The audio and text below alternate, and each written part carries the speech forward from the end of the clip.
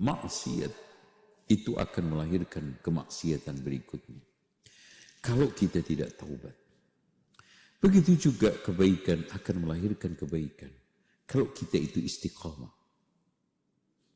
Dan itu nyata.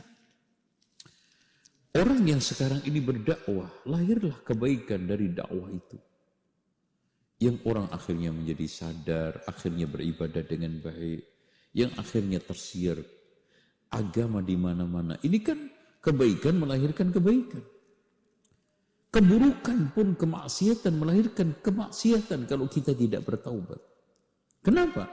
Karena secara pribadi, orang yang sekarang ini sudah berhasil selingkuh zina, dia akan ketagihan zina berikutnya. Lahirkan. Orang yang sekarang ini sudah puas dengan riba, maka dia akan ketagihan untuk transaksi riba berikutnya. Lahirlah keburukan berikutnya, toh. Begitu juga orang yang sekarang korupsi, nyaman, tidak ketahuan, maka dia akan ketagihan korupsi. Dan seterusnya. Begitulah kemaksiatan melahirkan kemaksiatan dan kebaikan juga melahirkan kebaikan. Dan betul, di antara dampak, sekian dampak kemaksiatan seperti yang disebutkan oleh Imam Ibnul Jauzi di dalam kitab Ad-Da'wa Dawa adalah bisa menghalangi rizki kita. Bisa membuat muka kita itu kusam. Kebencian orang-orang sekitar kita, itu ada dampak itu jelas. Jadi orang-orang sekitar kita itu tidak ada yang suka kepada kita. Terus kemudian hati kita selalu di dalam keadaan kegalauan dan juga kekacauan, kepenatan.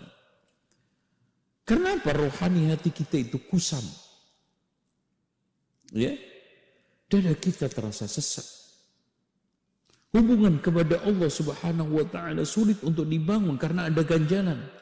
Di sana ada suatu batasan antara dia dengan hatinya. Nah, hijab itu tidak akan bisa hilang kecuali kita dengan taubat. Makanya Allah katakan, kalla bal rana ala qulubihim ma kanu yaksibun. Sungguh hati mereka itu menjadi noda hitam pekat karena akibat maksiat yang mereka lakukan. Itu jelas dampak. Dan dampak yang paling dahsyat nanti tidak lain adalah Allah Subhanahu wa taala murka kepada kita. Kita dimasukkan ke dalam neraka oleh Allah Subhanahu wa taala. Adapun dampak rezeki kita jadi seret, ya.